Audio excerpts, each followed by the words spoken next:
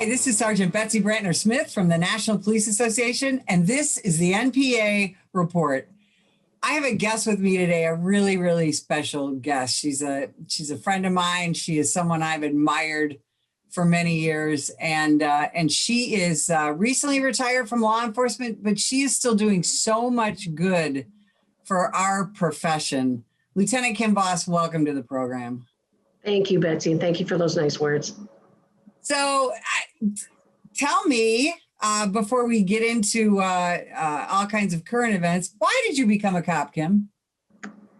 There's a couple of reasons. I grew up in northern Minnesota, and the big thing was the iron mines. And my dad was in the iron mines working there for 38 years. And it just seemed like so many times he was either laid off or he was on strike. And I just thought, I never want to have to deal with that ever again. It was so uncertain. So I wanted a job where I was never going to get laid off. And it kind of went with who I was at the time, because I really hated bullies. And I always stuck up for the kids on the playground. Did you ever see the movie Miss Congeniality? Yeah. Oh my God, that was me. That totally was me. Yeah. So, the combination of not wanting to be laid off and hating bullies. So, Kim, as a law enforcement officer, what kind of assignments did you have? And I got to ask you, what was your favorite? Wow. You know what? There's really nothing that I didn't do. I always gave 110%, and I loved trying different things. I never stayed with one thing all that long, because there was always something else that was offered, and I always wanted to try something new. So I did a lot of undercover, did a lot of investigations, was on and off the street throughout the 37 years that I was working. I really loved working with young people. So did a lot of stuff in the schools. A lot of the extra stuff I did was with kids. Worked with the NBA and did a lot of NBA junior stuff, the NBA CARES program over in China and Japan. So a lot of really cool things. I've had a lot of opportunities in this career, and I've been blessed. So, Kim, let's fast forward now to the night of May 25th, 2020, in the city of Minneapolis, where, again, you've been a police officer your entire career. Talk about that evening, and then let's talk more about that going forward. All right. May 25th was a game changer for us. I had been working that day. I was trying to get caught up. I was recently assigned to the 3rd precinct to run the investigative unit out of there. We would handle property crime stuff, burglaries, auto thefts, theft from autos, that type of thing. And I was trying to get caught up, so I was in there on what probably should have been an investigator's day off on the holiday. But it's quiet. I'll be in there. I left at around 6 or 7 o'clock that evening.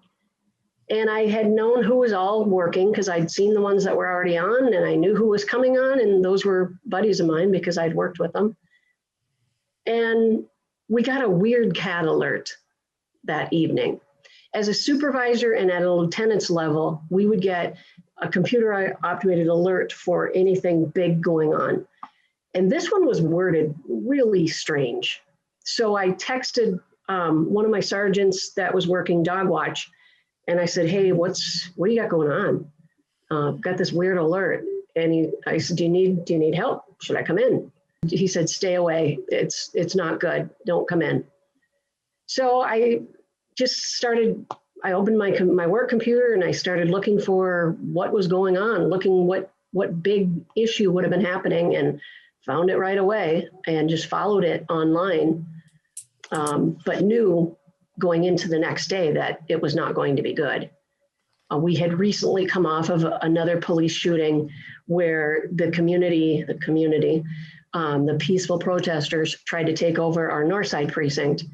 And that wasn't good. That was a long-term kind of somewhat occupation.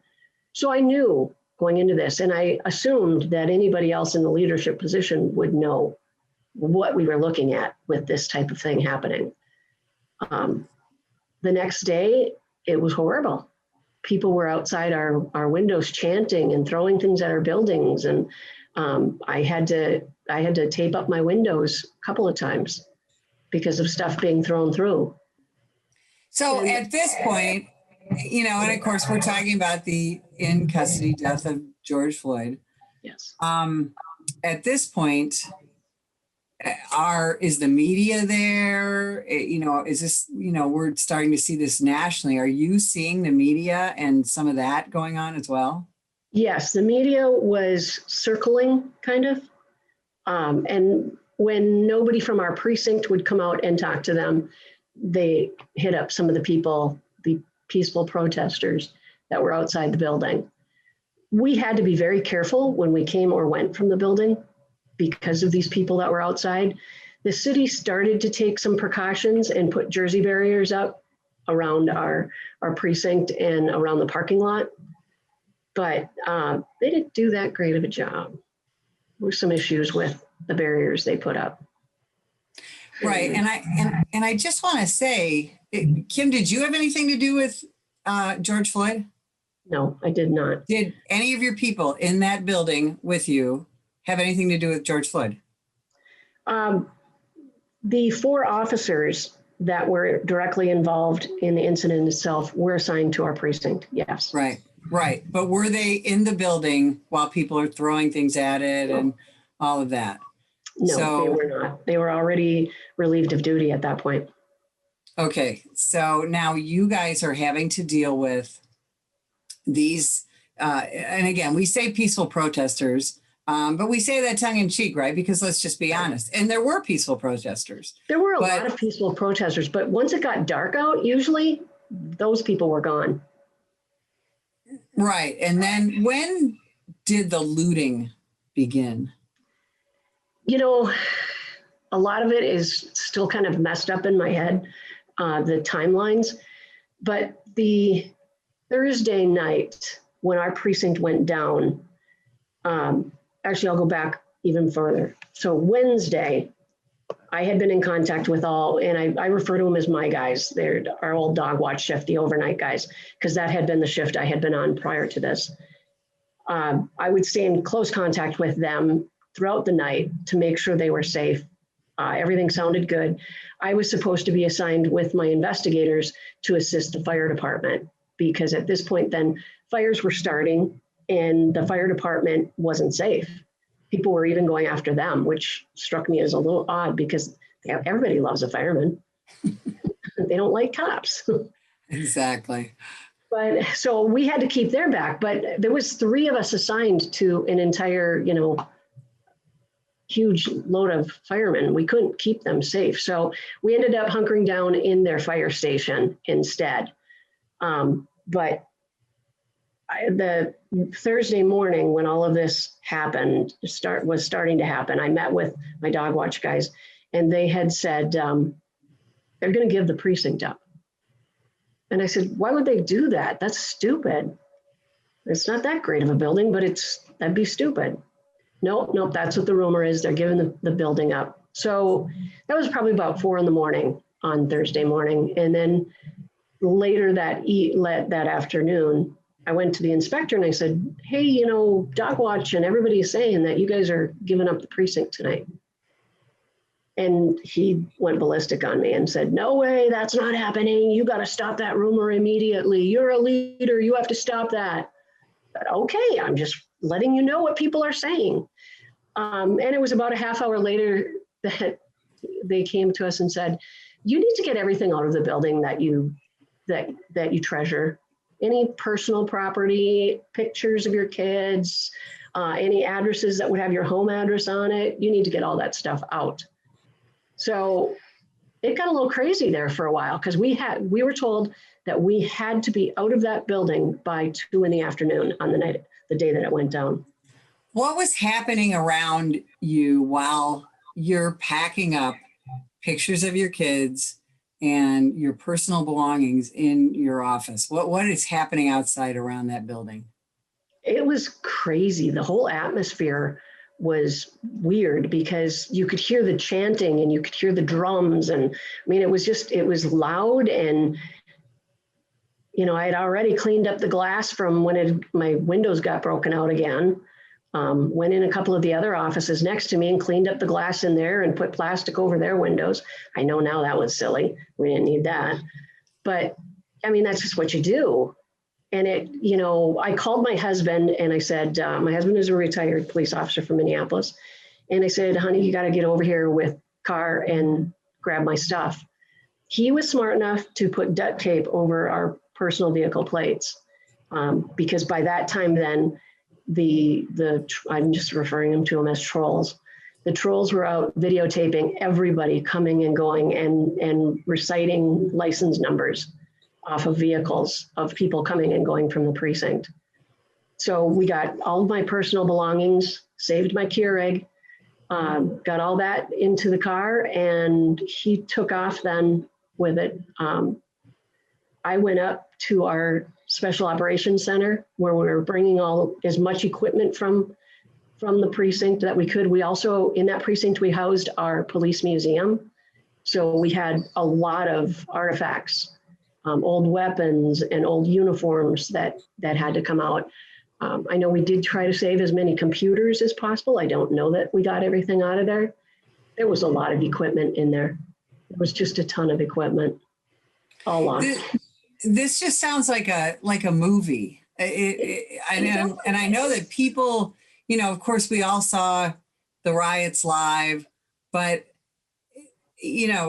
you were right there in the middle of it with, many, many, many hundreds of other Minneapolis police officers and police officers from other jurisdictions. And your precinct, the 3rd precinct, eventually was burned by the protesters, right? Yep, it was. I had stayed at the Special Operations Center and was told at probably around 6 or 7 o'clock that evening to go home because I had started at about 4 a.m. I went home and I ended up watching it on TV, and it was horrible. It was devastating to see my brothers and sisters run for their lives from that building. Right. And what do you think management was hoping to accomplish by allowing the 3rd precinct to burn? I'm not really sure. Common sense would tell you that by giving something like that up will only empower those people. And that's exactly what it did. It literally and physically fueled the flames of those riots. I really believe that if leadership would have taken a stand and held fast on that we probably would not have seen as much damage in the neighborhoods. You know what cops are like. You tell us what to do, we'll do it. You want us to go and stop a riot, we'll stop a riot. Right. These were not people exercising their First Amendment rights. These were people that were burning, that were looting, that were trying to hurt cops. They were saying they were going to hurt cops. Yeah. They destroyed businesses, not just the 3rd precinct. Right. I know that they destroyed businesses, not just with looting, but with fires. I know that they darn near succeeded in burning down a nursing home. Is that correct? Is that right? A brand new low-income housing that was going across the street from us. The Target, the big grocery stores, there's 2 grocery stores across the street from us. Everything burned. It's absolutely crazy. And what a lot of people don't know is with my investigative unit, what we were looking at, we didn't have a lot of time. I wish we would have had much more manpower than we did. But we did recover a lot of stolen vehicles that were dumped around the precinct. And I was a little surprised. A lot of them came out of Ohio. So what that tells me is there is some faction in Ohio that is got something against the police. Right, absolutely. So, the riots eventually abated, and actually you ended up, the city of Minneapolis ended up with a George Floyd Square and kind of an occupied zone there. And you, as a police lieutenant, ended up dealing with the aftermath of all of that. And you ultimately made a decision to go ahead and retire, didn't you? I did. Probably the toughest decision I ever made. Yeah, you've spent 37 years, the majority of your adult life serving the citizens of Minneapolis. Yes. And I know you're not the only one who decided to retire, right? You guys, your retirements are way up. You have many officers who are applying for and getting post-traumatic stress disability. You had officers injured in the riots, didn't you? Physically injured. We did. We had one SWAT van that somebody had shot into it. And there, by the grace of God, nobody was hit. The bullet literally ricocheted around the inside of the SWAT van and nobody got hit. And I don't know how that happened. We didn't catch it. Right. And so here you are, you decide to go ahead and retire, even though you weren't really ready to do that. No. But one of your many things that you've been involved in as a police officer is you've been involved in training.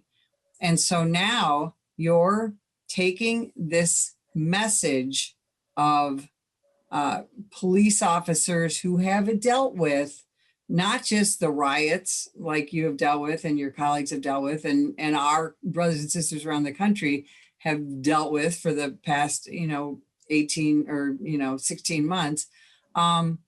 But also all of the things that police officers see from, dead kids to just every horrific thing a human being can do to another human being. That's what cops see. You're taking all of that experience and you're trying to not only help yourself, but mostly what you're doing is helping other police officers, aren't you? Let's talk about that.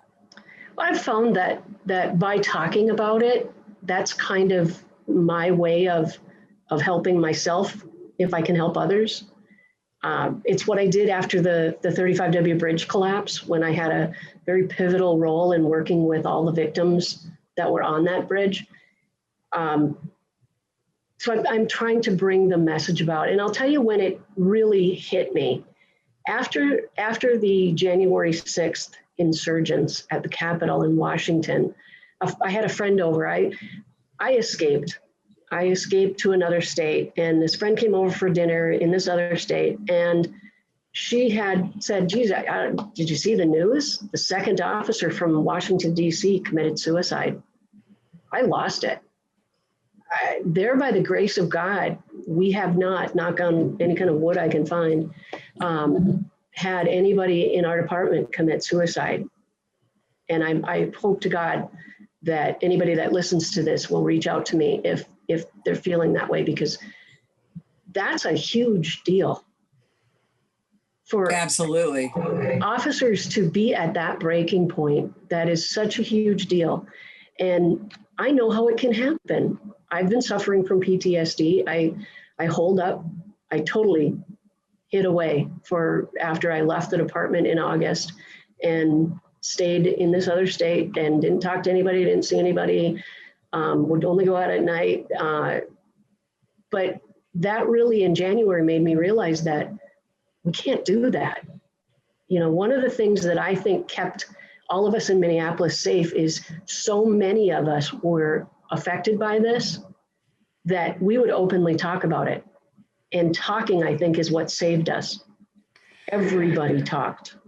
In fact, I had one gal come up to me and she's like, LT, did you ever think in your over 30 years that we would all be sitting around talking about this stuff? And I said, no, never. Who would? This was all the unspoken stuff before. The suck it up buttercup moments. But this is, it's serious. It's very serious. And one of the things that you did, and I think what you did helped hundreds of officers, is you not only talked about it, but you're a really good writer. You wrote a letter to the editor about what it felt like when, during the riots. And your letter was so well done and it was so visceral that I think it really helped citizens and other police officers relate. Talk about that letter. Thank you. Thank you for that. It was from the heart. I wrote that the same night that the friend was over for dinner. And it just, I knew going into it that there were a couple of things that people were going to react very strongly to, merely by my mentioning the word Trump and warriors. I knew that those, and even my husband, when he proofread, he went, "Whoa, wait a minute." And I said, "Nope, those are staying in. I'm not moving those." And it was that, the people that complained and called me a whiny baby, that's what they were complaining about, that I should refer to Trump and Trump needs to take it. No, it's a leadership thing. And it's not at Trump's level of leadership. It's at the level of being the leader of a police department, whether that be Washington, D.C., whether that be Minneapolis, New York, Chicago, any one of them. You have to anticipate what's going to happen. How did that happen in Washington? How did they not see and not remember what happened in Minneapolis and act on that? They had the intel. They needed to act on that. The blood of those officers is directly on that leadership, I feel. Kim, you are absolutely right. And you have shared so much insight with us today. I'm going to have you back because we have so much more to talk about. Lieutenant Kim Voss, thanks for taking the time, and we'll hear more from you again. And if you would like more information about the National Police Association, visit us at nationalpolice.org.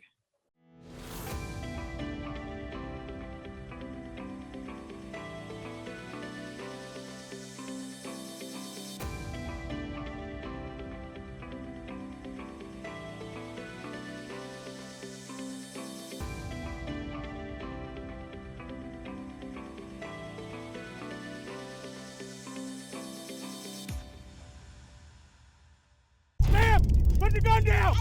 Put the gun down! Last year, law enforcement officers were involved in hundreds of thousands of use of force incidents. A use of force incident is when an officer must use nonverbal tactics to gain control of a dangerous situation.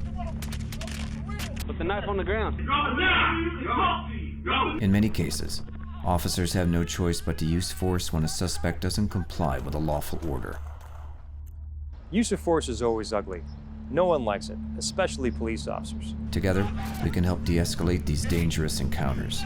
Help police officers by complying with their lawful orders.